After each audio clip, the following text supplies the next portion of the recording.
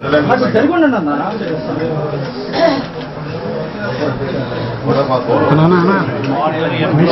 ఉంది.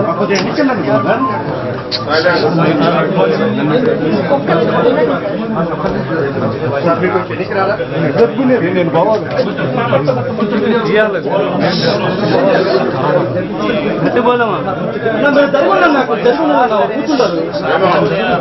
సామాన్య ఎంప్లాయీగా ఉన్నాడు. సామాన్య జీవితంలో సామాన్య ఎంప్లాయీగా ఉన్నాడు. వైన్ షాప్లో పనిచేస్తాడు.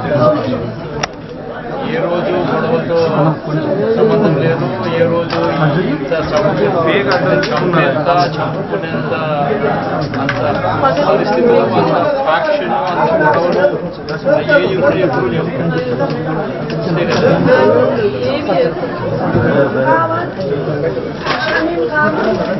ఆయన వెనక్లేదు.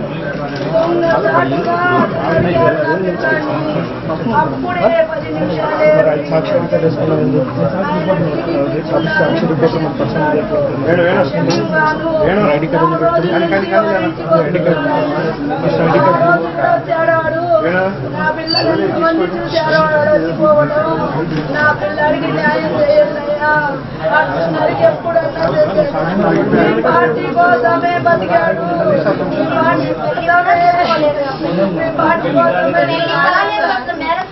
పార్టీ కోసమే ప్రేరణించాడు అబ్బాయి. అడగండి, అలాంటి అబ్బాయి కాదు. డబ్బులు పోయినా చాలా అభిమానం.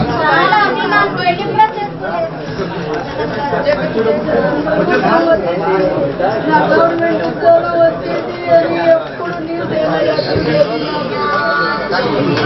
న్యాయం చేశారు. నా బిడ్డకి న్యాయం చేయండి. పోలీసులు చేపిస్తారు, మీరు చేస్తారు.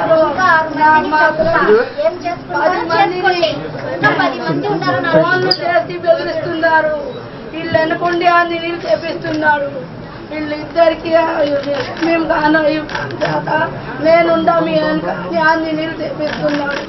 టీడీపీ గుండాగా ప్రోత్సహిస్తున్నాడు. గంజాయి తాగి వాడి మీద 3 కేసులు ఉన్నాయి.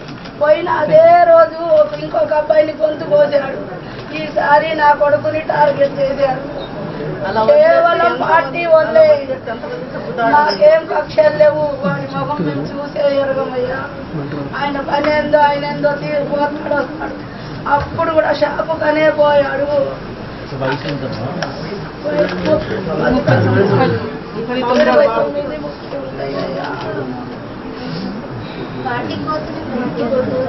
హైదరాబాద్ లో ఉద్యోగం కూడా వదులుకొని వచ్చేసారు. కోసం అని వచ్చాడు.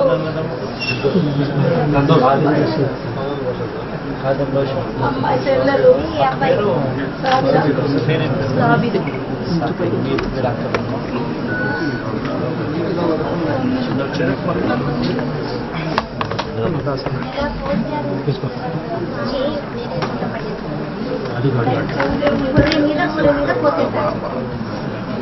చికెన్ లాగా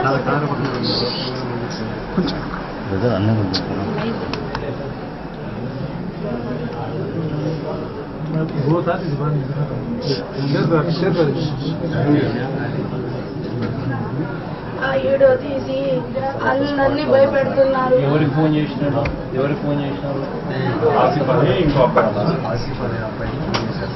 రికార్డ్ చేసినారా? రికార్డ్ చేసాము.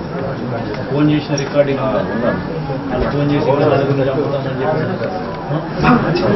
రికార్డింగ్ ఉందా? చెప్పి చూసారా రికార్డింగ్? నీ ఫోన్ తెప్పి చూసారు.